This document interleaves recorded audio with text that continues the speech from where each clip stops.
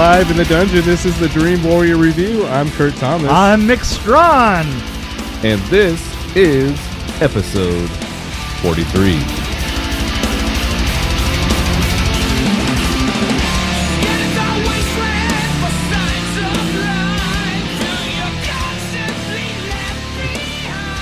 So air borders? Air mortars. Air mortars. Air motors. Mortars. Air mortar. Mortars. Mortar. Mortars. Mortars. Okay. Mortars. Mortars. Mortars. Right. Exactly. What it is it's a device that's basically an enormous tank that you pressurize with air, and then it has a huge valve on it, and you release the valve, and you have pressure come out of it. Now, here's the thing. It can be used for all kinds of things.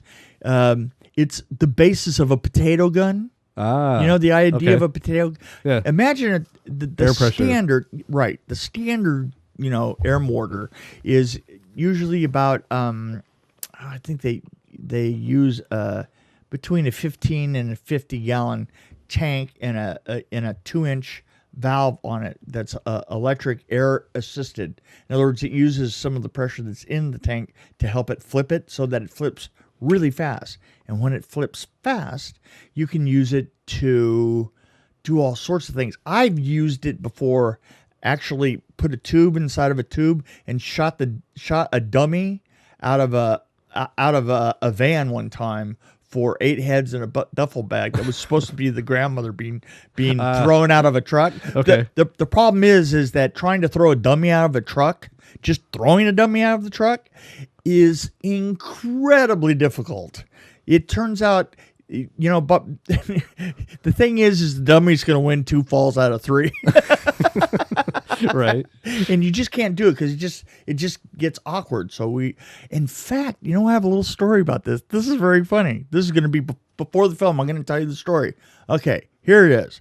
Story time. Story time with Mick. Story time with Mick. Story time with Mick. Story time with Mick. Story time with Mick. Story time with Mick. Story time with Mick. Had this sequence that on 8 heads in a duffel bag. And the idea was that the stunt guys were going to throw this dummy outside of the cars. I went down a mountain road, and the dummy would then launch over this little hill and go all the way, fall down this cliff. And, they had cameras down there and everything was.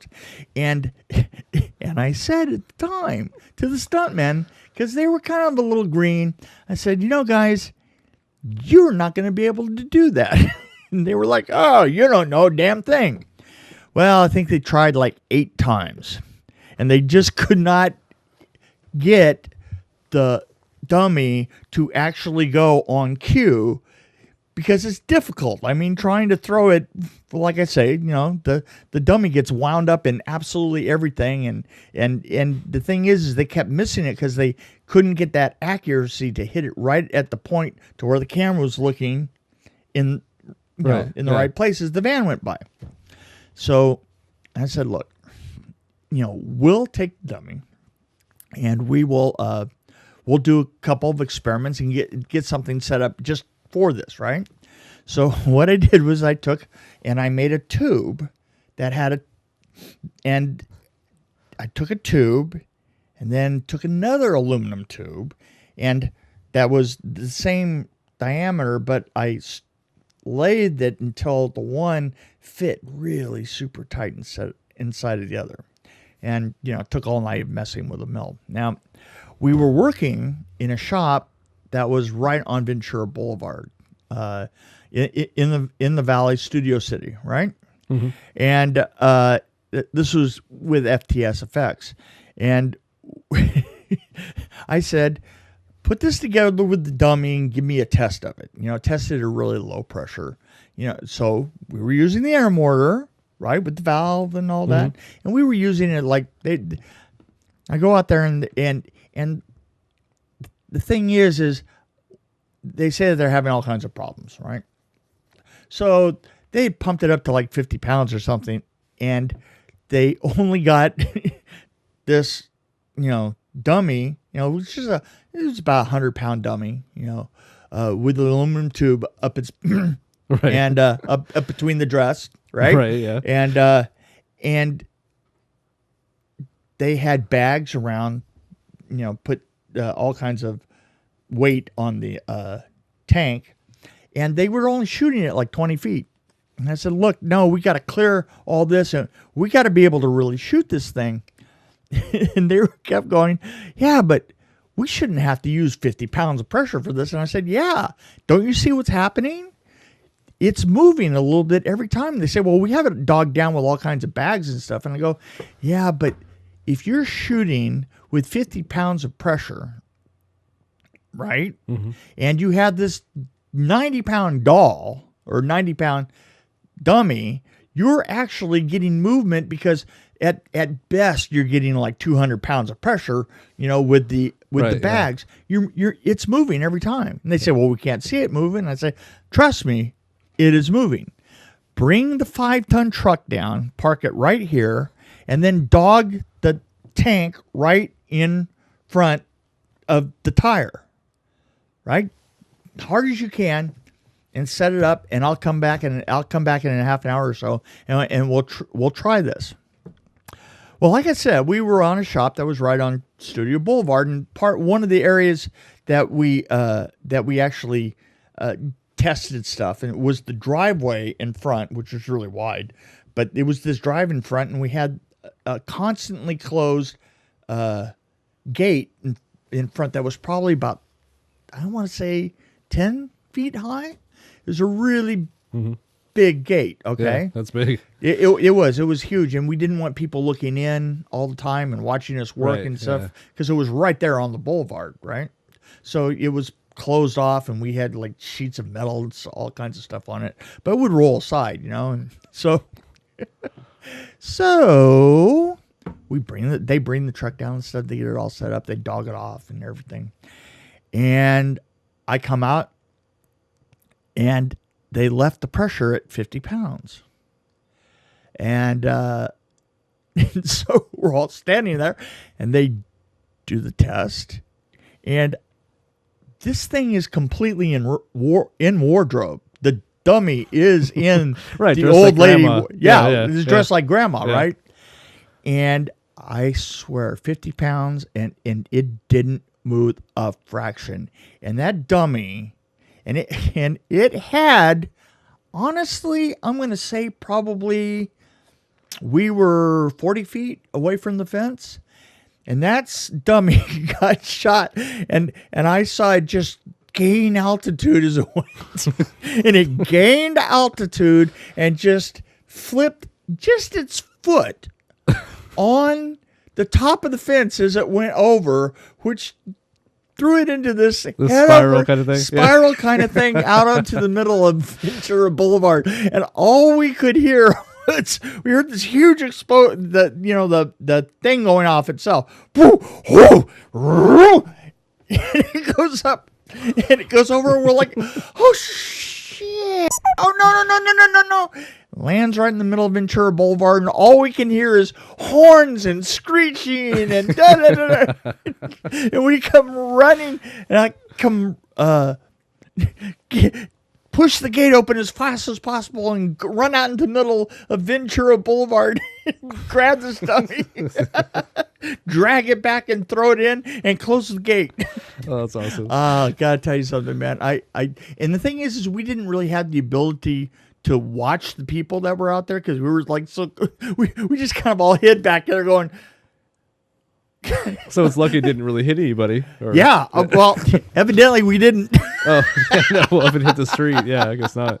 But there were a lot of people there stopped. So that just proves that there were people that live there are pretty much ready for anything. Yes, pretty well. That's why the aliens are going to land there. Exactly. That was. Well, it's either that or the middle of Texas, out in the middle of nowhere. One or the other. Right. Keep fucking dry. Okay. Didn't I tell you to watch your language? What are you doing? Where are you going? Get your hands off me, you goon! Don't with me, Grandma!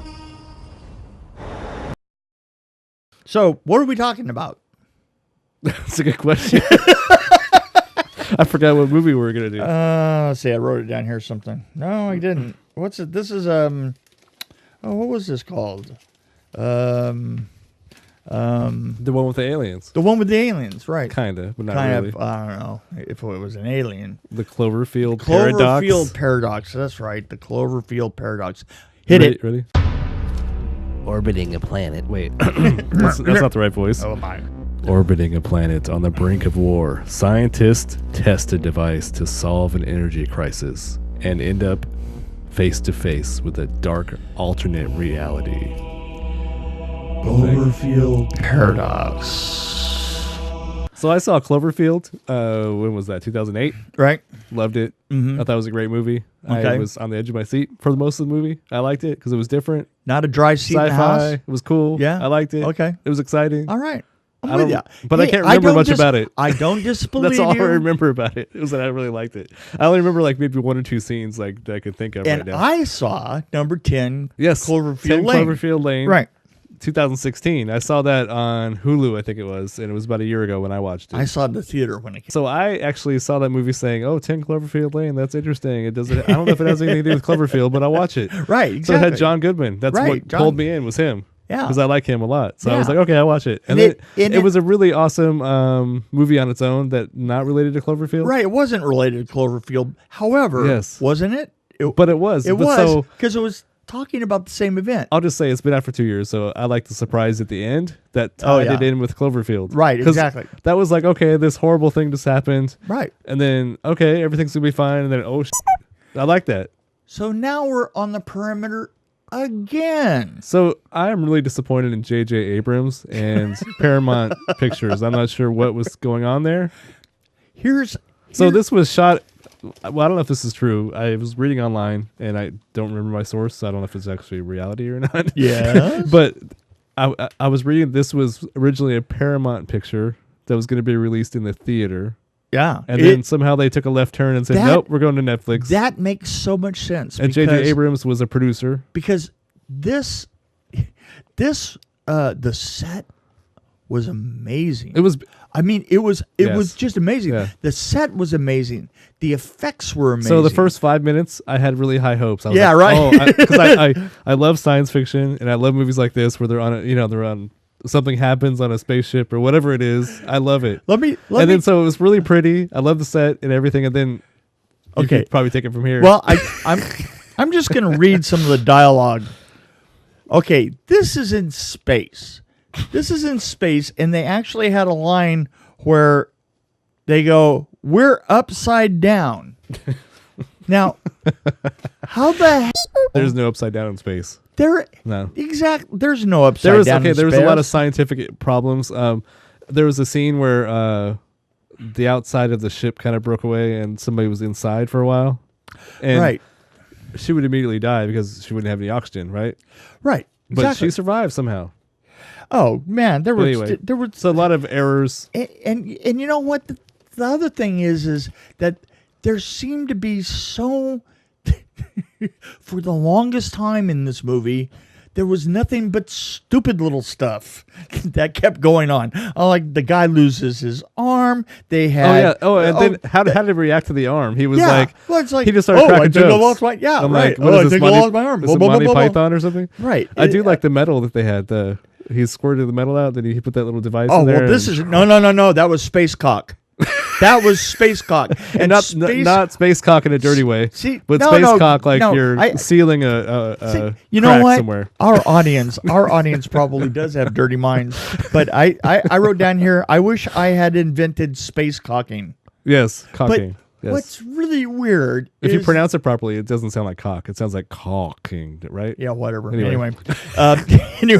Anyway, but I love the fact that later on the space cocking actually winds up taking somebody out. I mean, that just come on, give me a break. Just hey, and once again, just because you can Doesn't mean you should. doesn't Yeah. mean you should. I did like the weird, the extra crewmate that just kind of appeared out of nowhere, and they just kind of let her hang out, and it was like they accepted everything too easily. everything that happened. Yeah, I mean, there was a point in here where and then it was like a Scooby-Doo movie or something. It was like at the end, stupid things they happened. just did what happened at the beginning to Right. fix everything. Right, exactly. like- they just reversed it. You know, and also you had a girl, and just a girl, creates a plastic gun and then starts hitting people over the head with the plastic gun. Here's the weird thing. I think the guy created the plastic gun, actually. I One of the know, guys. I know. And the girl grabbed it Yes. and knocked somebody else out with it. With a plastic gun. Yeah. And she was carrying an enormous wrench in her pocket. which was a big deal. The wrench thing was a big deal. Now, if I had a choice between picking a plastic gun that looked like it weighed about 2 ounces and a wrench that was in my pocket at the time, I'm going to go with the wrench. Yeah, I agree. So I would just She describe hits this. like a girl with a plastic gun. I could describe this movie in 3 words. You ready? A big mess. A bit. Oh God, it was terrible. And did you not think to yourself that every time we go to the outside of the ship, we just would happen to go past the capsule that they take at the very end, right? Yeah. Yeah. How many times did we go past that thing? I was like, okay, we got the point. It's there. Yeah, it's there. Right. I thought it was yeah. Yeah. It's So I actually wrote my notes here say it was shot very nicely. It was just a series of events. yeah. It was Script is important in this case. Very important is what I wrote. The Listen, monster was so wrong. but it was so wrong. Look, Not to ruin what did I anything for write? people out there. Monster, really? Really? So they crowbarred the Cloverfield in, and I'm wondering why. Yeah, there's- and the Cloverfield, and the thing is all this is going on, and that's part of the great story. It's 2 stories that don't matter. No, the story changed because at the beginning of the movie, so I think they just tacked that on at the end. Yeah, And I- so because the first part was the world was about to go to war. That was what the Right, story right. was. No, I got it. Which I got that, It's- but I was like, and then suddenly it was like more than just the countries fighting each other. It was something else. Yeah, yeah. Oh, and by the way, it had so many obligatory scenes, like the guy with the self-sacrifice, for the Oh yeah, right. It's like there was a lot of. Actually, I wrote cliche in all caps here. oh yeah, Or just overall. totally. But you know what? That doesn't count. You know why? Because they were upside down in space. Yes. That's why. So from Star Trek to Cloverfield Paradox, I mean, he didn't direct this. So I know. I don't know. let's get JJ. on the- You know what? You know what? I also really liked is the the thing with the water, right? Fills up, oh right? yeah, It's like, really? You had to bring that one out? I mean, come on, give me a break. It's funny. Graham Wilson, the guy that used to do the drawings for Gay and Wilson, guy used to do drawings for Playboy, right? oh okay. Yeah, and he had one classic cartoon that I used to have on my wall for years, and it was it was just a bunch of monsters in the process of eating one another, sort of like the Russian nesting dolls, which were in this, by the way, the Russian nesting dolls. And the thing is it's just all these monsters, one eating the other, and it was titled One Damn Thing After Another, and that was exactly what I kept thinking of with the nesting dolls. Like, this film is just one damn thing after another. Yeah, it was just a series of weird stuff that happens. And by the way, why do they have a clock up on the wall that keeps saying how many days they've been out? Right. It's like, dude, I mean, come on, give me a break. They couldn't have kind of disguised that plot, device Yeah. a little bit better than that. Yeah. And then the acting was kind of mediocre, I think, overall. I don't think. Do you think anybody was really outstanding? Maybe the German guy. I was not really. No, you know what? There wasn't anybody that I cared about at all. I mean, not that at affects the movie all. when you don't care about any of the Yeah, characters. yeah. I don't Yeah, you know, they were forgettable. I hope they use this set for something else. You know who who I was rooting for in the end was the worms. Really? Yeah. Oh yeah. How many worms do you give this thing? As a Cloverfield movie, I give it 1.5. As a movie by itself, Yeah. I give it a little bit more. I give it 2. Yeah. I think you're being very generous. I think it's below average for sure. So I'm being generous by giving it a 2, because it was pretty, the set and the way they did Yeah, it. you know what? I'm going to give it 2.5 because obviously, the art department and some of the was just astounding. I would have loved to be in the room though when they decided like, hey, let's put this on Netflix. Something's gone horribly wrong. Something's gone horribly wrong. Well, you know, the funny thing is a lot of times it is very rare that something like occasionally you'll get a small film that will be released big time, right? You know, that does happen you know, fairly often. I mean, let's look at something like Ladybug. Oh, yeah. Or 3 Billboards, right? You know, those could go either way. They could be just a Netflix Or like release. Fargo, yeah, or something Right. like back in Well, the day. they could just be nowadays. They could be just a Netflix release, or they could go to theater. And you know, things move around.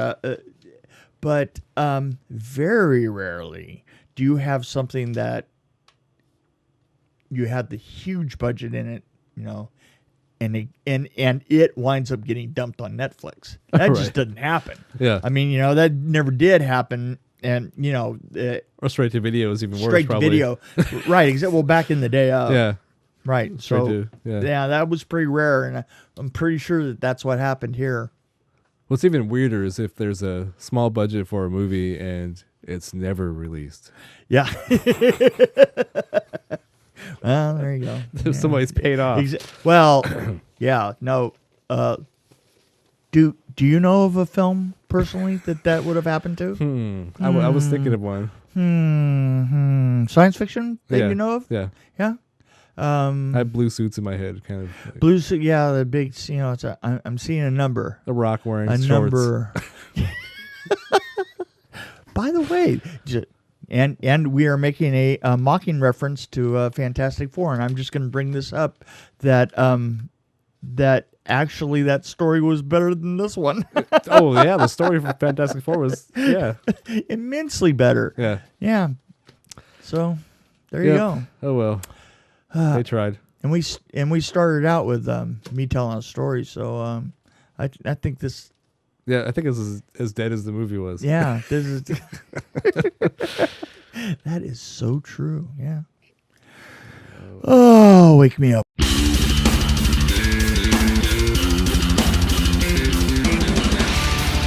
Thank you for joining us on the Dream Warrior Review. This is Kurt Thomas along with Nick Strawn. We appreciate you listening to us, and please let your friends and family know about how awesome we are. You can hit us up at dreamwarriorreview@gmail.com, or you can find us on Twitter and Facebook at DW Review. We'll see you next time on the Dream Warrior Review.